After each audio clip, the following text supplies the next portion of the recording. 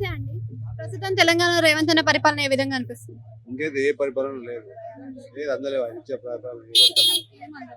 అంటే రైతు రుణమాఫీ చేశాడు 2 లక్షలు. మీకు అసలు పొలం ఉందా ముందు? అందిందా మరి రుణమాఫీ? అందలేదు. దాని తర్వాత తీసుకున్నట్టయితే సంక్షేమ పథకాల్లో భాగమైన ఉచిత బస్సు వల్ల అసలు ఉపయోగం ఉందంటారా? ఉచిత బస్సు వల్ల ఏం లేదు. అంటే మీ ఇంటి వారికి కూడా వెళ్ళడానికి ఉచితమే కదా?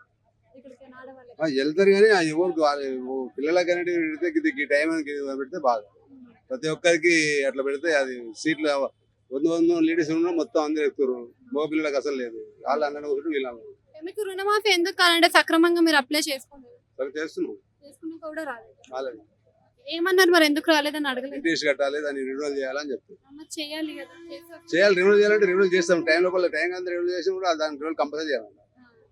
మరి అదే విధంగా చూసుకున్నట్టయితే కొన్ని హామీలు ఇచ్చాడు కదా, మరి ఆ హామీలో మీకు ఉచిత కరెంట్ వచ్చింది? లీడర్లకు అవుతుంది, లీడర్లకు అవుతుంది.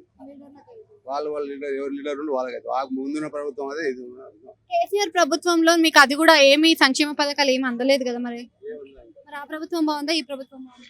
బాగుందంటే ఇప్పుడు 8 నెలలు 9 నెలలు ఏం తెలుసు, సంవత్సరం వస్తే. Thank you.